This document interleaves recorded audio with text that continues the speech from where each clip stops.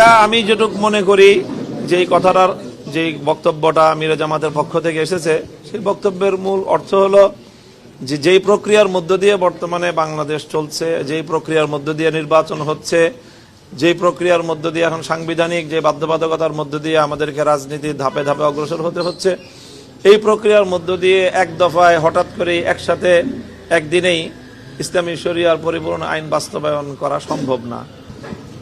শুরু থেকেই আমাদের এমন একটা প্রচেষ্টা ছিল যে আমরা জুলাইকে কেন্দ্র করে ইসলামী এবং দেশপ্রেমিক এই দুটো শব্দই আমাদের প্রথম থেকেই ছিল, ইসলামী এবং দেশপ্রেমিক শক্তির একটা ঐক্য।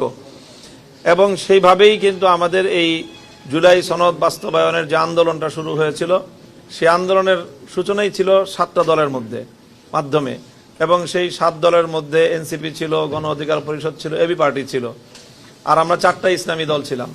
কাজে এর সূচনাটার মধ্যেই কিন্তু শুধু ইসলামী দলের মধ্যে এটা সীমাবদ্ধ ছিল না, তখন থেকেই এটা দেশপ্রেমিক এবং ইসলামী একটা জোটের কথা বা ইসলামী অ্যালায়েন্সের কথা আসতেছিল।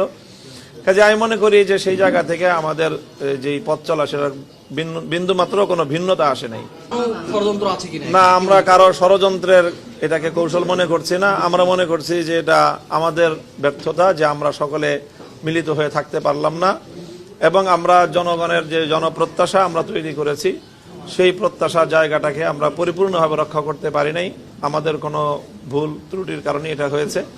আমরা সেই ভুল ত্রুটির দায়ভার নিজেরাই স্বীকার করছি, অন্য কাউকে দায় দিচ্ছি না। এটা আমি যেটুকু মনে করি যে এই কথাটার যে বক্তব্যটা মিরে জামাতের পক্ষ থেকে এসেছে সেই বক্তব্যের মূল অর্থ হলো যে যেই প্রক্রিয়ার মধ্য দিয়ে বর্তমানে বাংলাদেশ চলছে, যেই প্রক্রিয়ার মধ্য দিয়ে নির্বাচন হচ্ছে, যেই প্রক্রিয়ার মধ্য দিয়ে এখন সাংবিধানিক যে বাধ্যবাধকতার মধ্য দিয়ে আমাদেরকে রাজনীতির ধাপে ধাপে অগ্রসর হতে হচ্ছে, এই প্রক্রিয়ার মধ্য দিয়ে এক দফায় হঠাৎ করে একসাথে একদিনেই ইসলামী শরিয়ার পরিপূর্ণ আইন বাস্তবায়ন করা সম্ভব না।